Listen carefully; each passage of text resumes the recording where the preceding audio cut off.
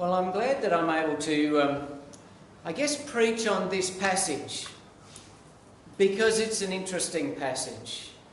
They're all interesting, aren't they? But this one, I guess, is puzzling as well. Take up your cross. And those who want to save their lives will lose it. Those who want to lose their lives for my sake will end up saving it. In the background of this, I read a story I've heard before. You probably heard it as well, about a man called Maximilian Kolbe. He was a Polish Catholic priest, and in the war in 1941 he was sent to a Nazi concentration camp for his faith. Later on he got moved in about May of that year. He was moved to Auschwitz, and when he was there, a man in his block escaped. And so when they discovered that person had escaped, they marched everybody else out and stood them in the sun and gave them no food, no water, and made them stand out in the compound the whole day. At the end of the day, he still hadn't been found and brought back, and so the commandant lined up 10 people and said, to teach everybody a lesson about what happens when someone escapes, 10 people are going to be put in a starvation cell and just left there to die. And so they counted out the first 10 people.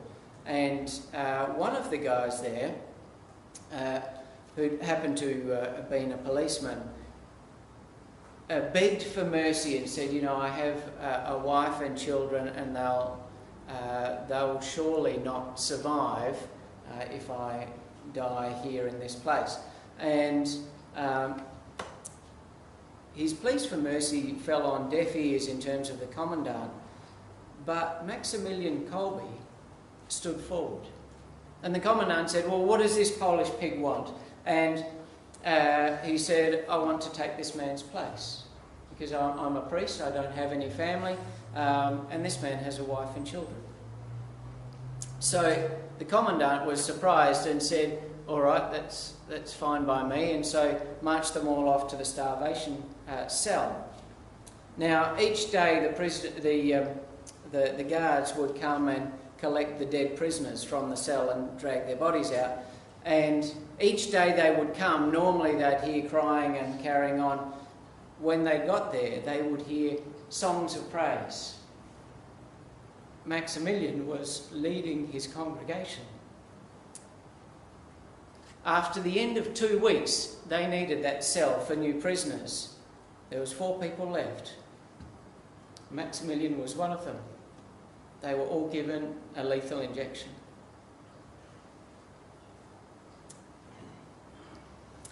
Lent is a time when we focus on our discipleship and the costs to us to follow Jesus. Jesus speaks about it to his disciples in this, what might seem otherwise an ordinary encounter, an ordinary time of teaching. He talks to them about his own sufferings, that he's going to die and that he's going to be rejected by the leaders of the church of his time. And Peter tells him, you're crazy, you've got it wrong, that's not going to happen. And Jesus has to then rebuke him and tell him that it's in fact he that is got his eyes on the things of the world instead of the things of God. And he finishes up saying, that's my suffering. As for you, I want you to take up your cross. I'll be going to a literal cross, but in your discipleship, I want you to take up your cross also. He says, if any of you want to become my followers, let them take up their cross and follow me. For those who want to save their lives will lose it. And those who lose their lives for my sake will save it. Now that is a tough word. In a painkiller society where we do so much to take away and avoid any kind of pain whatsoever, it's easy for us to have our minds on the things of earth and not the things of God when it comes to suffering. God does not delight in the human suffering. We see that as Jesus goes around and feeds hungry people, heals suffering people. We know that God doesn't delight in us suffering. But there's also a danger in assuming that all suffering is always undesirable. Jesus had to go through it. Jesus knew it was coming and kept steadily towards it. Sometimes we get to thinking that if we pray hard enough, God will remove all our trials. And that is to listen and to follow the Jesus of miracles, but not hear this word, the words of the cross. When we do that, when we think if we just pray hard enough, God will take all my troubles away, we end up following Jesus of the miracles, but not following Jesus who went to the cross. And we miss this teaching. You see, when we come to God in prayer, it should be more open than that. Instead of saying, well, Lord, I want you to heal my drug-addicted son, perhaps it should be more like, Lord, can you give me what I need to care for this child? To be loving in this horrid situation. So often it's fix that instead of fix me. When it comes to suffering, which we all have in all sorts of different ways, big and small, prayer is opening ourselves to what God wills, not attempting to force God into what we want. Prayer is opening ourselves to God's will. It's an opportunity, it's an opening that we make, that we might hear, that we might understand, that we might catch on to what God is trying to teach us in suffering, rather than telling him it should be gone. Take up your cross, Jesus says. If any want to become my follower, let them take up their cross and follow me. For those who want to save their lives will lose it. And those who lose their lives for my sake, will save it. Well, what does it mean for us? What does that paradox, that sticky conundrum, if you like, mean for us in reality? Are we going to be the next Maximilian Kolbe who, finds ourselves in a life and death situation? Are we going to be standing at the train tracks one day and have somebody fall in front of it and God calls us to jump on them and save their lives? Well, quite likely not. Not like that. It might happen, but rarely is our call to give our life for God going to be an all or nothing, do it now sort of a thing. I don't suspect it looks like that story I told you of Maximilian Kolbe standing there saying, I will take his place. Well, let me correct myself. It's not going to just look like that step.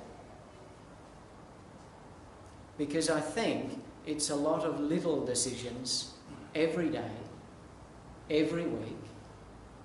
It's giving our lives to God most of the time, all of the time,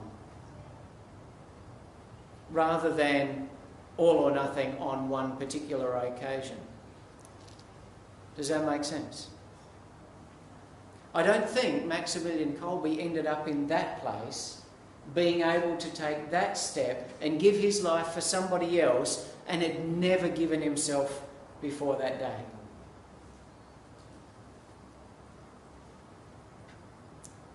It's kind of like us assuming that God says, I want you to give me your money. And we say, right, well, here's a cheque for, $5,000. This is my life. Here it is, God. And we slap it down on the table and God says, excellent, that's what I want from you. I don't think that's how God works. I think for most of us, he'd say, right, well, that's lovely. That's nice to have that cheque. I want you to go and cash it now. Take it out in 20s and 50s, the whole thing. And for the rest of your life, I'm going to ask you to put 20 cents here and 50 cents there. 20 cents here and 50 cents there. 20 cents here and 50 cents there.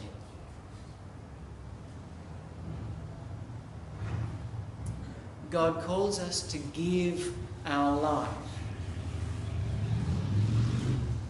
But what I suspect that means is that it's a call for us to give ourselves in lots of little ways, over and over, rather than one big dramatic Hollywood type scene or war story. I think you'll find Maximilian Kolbe had been giving himself all his life. We're told in that account that even before he'd given his life for that particular man, Francis, he'd been sharing what little food he had with the people in his cell for months beforehand. And if you know anything about those conditions, the biggest threat was not the guards. The biggest threats were the people there who were starving next to you. The things they did to each other were truly atrocious.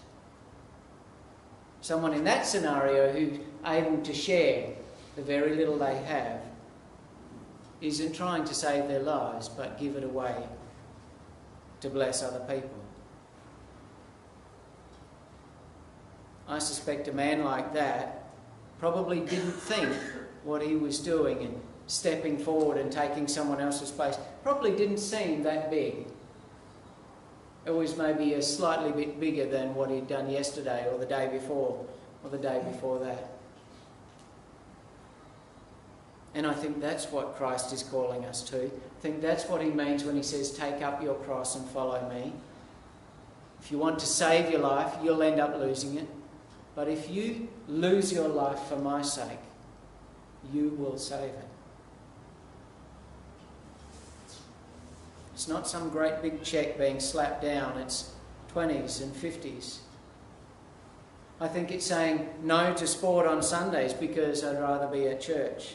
I think it's saying no to questionable, unethical practices at work because my faith is here at work.